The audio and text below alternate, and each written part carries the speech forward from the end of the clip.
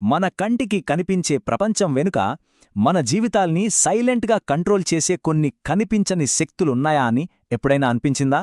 అసలవేంటో ఆ రహస్య నియమాల గురించే ఈరోజు మనం తెలుసుకోబోతున్నాం. ఒక లీగల్ రూల్కి, పార్లమెంట్లో జరిగే ఒక ప్రొసీజర్కి, ఇంకొక హాస్పిటల్లో జరిగిన ఫైర్ యాక్సిడెంట్కి ఏంటి సంబంధం?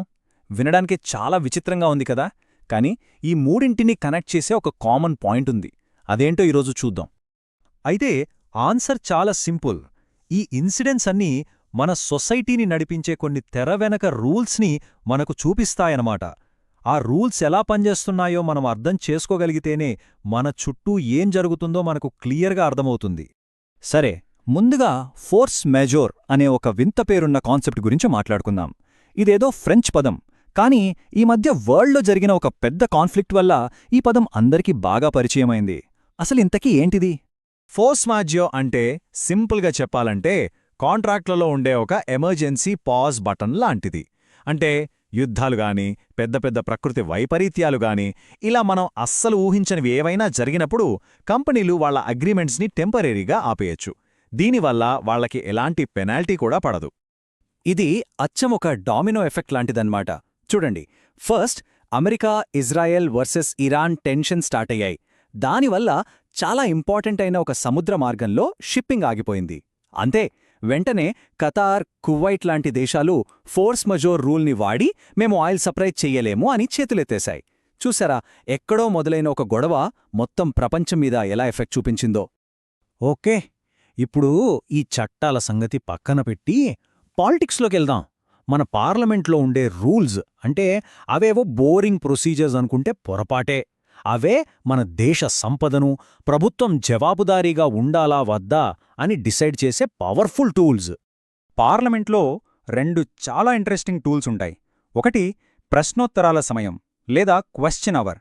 దీని ద్వారా అపోజిషన్ వాళ్లు ప్రభుత్వాన్ని సూటిగా ప్రశ్నిస్తారు. ఇక రెండోది గిలిటిన్. దీని ద్వారా డిస్కషన్ లేకుండానే బడ్జెట్ను ఫాస్ట్గా పాస్ చేసేస్తారు. చూడండి, ఒకటి నిలదీయడానికి, ఇంకొకటి పని వేగంగా కానివ్వడానికి. ఎంత తేడా ఉందో కదా. ఒక్కసారి ఈ నెంబర్ చూడండి, 53 లక్షల కోట్లు. అమ్మో, ఎంత పెద్ద అమౌంటో తెలుసా? మన దేశ బడ్జెట్లో ఇది చాలా మేజా పార్ట్. ఇంత డబ్బు మీద ఎలాంటి చర్చ లేకుండా జస్ట్ సింగిల్ ఓట్తో పాస్ చేసేశారు. ఇదే గిలటిన్ పవర్ అంటే. సరే, ఇక ఇప్పుడు మనం చూడబోయేది ఒక పెద్ద ఫైట్. ఒకవైపు మన రాజ్యాంగం మనకు ఇచ్చిన హక్కులు, మరోవైపు కోర్టుల పవర్. ఈ రెండు ఒకదానికొకటి ఎదురుపడితే ఏం జరుగుతుందో చూద్దాం.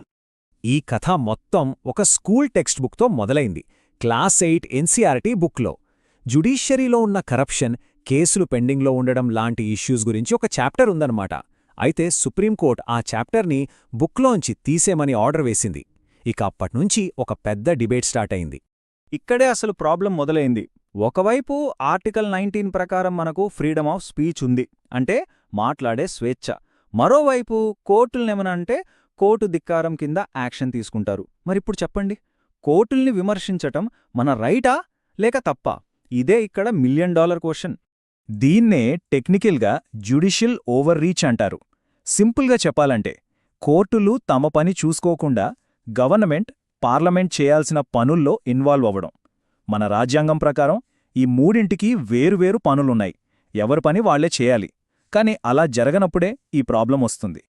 ఇప్పటిదాకా మనం చట్టాలు, పాలిటిక్స్ గురించి మాట్లాడాం కదా, కానీ ఈ కనిపించని రూల్స్ ఫెయిల్ అవుతే దాని రిజల్ట్ చాలా దారుణంగా ఉంటుంది. ఇప్పుడు అలాంటి ఒక ట్రాజెడీ గురించి చూద్దాం. Hospital fire accidents. Cuttack, Jhansi, Bhubaneswar, ఊరు ఏదైనా సరే, సీన్ మాత్రం ఒక్కటే. పాతబడిపోయిన కరెంటు వైర్లు, ఫైర్ సేఫ్టీ మీద ట్రైనింగ్ లేని స్టాఫ్, పనిచేయని లేదా ఖాళీగా ఉన్న ఫైర్ ఎక్స్టింగ్విషర్లు. వీటన్నిటికీ తోడు ఐసీయూలలో ఆక్సిజన్ ఎక్కువగా ఉండటంతో మంటలు ఇంకా స్పీడ్గా వ్యాపిస్తాయి. ఇవన్నీ కలిసి ఒక పెద్ద ప్రమాదానికి దారితీస్తున్నాయి. ఇది ఒక్కరి నిర్లక్ష్యం కాదు, ఇది మొత్తం సిస్టమ్ ఫెయిల్యూర్. 22 ఇది జస్ట్ ఒక నంబర్ కాదు. 22 జీవితాలు, 22 కుటుంబాలు. ఒకే ఒక యాక్సిడెంట్లో కేవలం నిర్లక్ష్యం వల్ల 22 మంది ప్రాణాలు గాల్లో కలిసిపోయాయి. నిజంగా ఇలాంటివి జరగకుండా మనం ఆపలేమా?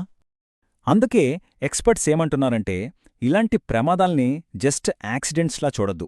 ఇది నెగ్లిజెన్స్, ఒక రకంగా క్రైమ్. బాధ్యులైన వారిపై క్రిమినల్ యాక్షన్ తీసుకుంటేనే ఇలాంటివి రిపీట్ కాకుండా ఉంటాయి. అంతేగానే జస్ట్ ఏదో ఫైన్ వేసి వదిలేస్తే సరిపోదు. ఇప్పటివరకు మనం ప్రాబ్లమ్స్ గురించే మాట్లాడుకున్నాం. కాని కాయిన్కి రెండో వైపు కూడా ఉంటుంది. ఈ కనిపించని రూల్స్ సరిగ్గా పనిచేస్తే అద్భుతాలు కూడా జరుగుతాయి. ఇప్పుడొక పాజిటివ్ స్టోరీ చూద్దాం. రీసెంట్గా యునైటెడ్ నేషన్స్ ఒక రిపోర్ట్ రిలీజ్ చేసింది. దాని ప్రకారం ఇండియా ఒక విషయంలో చాలా పెద్ద సక్సెస్ సాధించింది.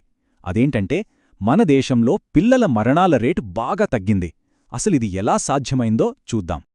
ఈ గ్రాఫ్ చూడండి. ఓ 30 ఏళ్ల క్రితం మన దేశంలో పుట్టిన ప్రతి 1000 మంది పిల్లల్లో 127 మంది చనిపోయేవారు. కాని ఈరోజు ఆ నెంబర్ కేవలం 27కి పడిపోయింది. ఇది మామూలు విషయం కాదు. Correct government schemes, better health care, awareness programmes, ఇలాంటి కనిపించని నియమాలు సరిగ్గా పనిచేస్తే లక్షల ప్రాణాల్ని ఎలా కాపాడొచ్చో చెప్పడానికి ఇదే బెస్ట్ ఎగ్జాంపుల్. సో మనం చూసినట్లుగా మన లైఫ్ని కంట్రోల్ చేసేవి కేవలం మన డెసిషన్స్ మాత్రమే కాదు, మన చుట్టూ ఉండే ఈ కనిపించని శక్తులు కూడా. అవి చట్టాలు కావచ్చు, పొలిటికల్ రూల్స్ కావచ్చు, లేదా సేఫ్టీ స్టాండర్డ్స్ కావచ్చు. కొన్నిసార్లు అవి మనల్ని కాపాడతాయి, కొన్నిసార్లు అవే మనల్ని ప్రమాదంలోకి నెడతాయి. మరి ఫ్యూచర్లో మన సొసైటీని ఇంప్రూవ్ చెయ్యాలంటే మనం ఏ రూల్స్ని మార్చాలి, ఏ శక్తుల్ని ఇంకా స్ట్రాంగ్ చెయ్యాలి? దీని గురించి ఆలోచించాల్సిన బాధ్యత మనందరిపైన ఉంది.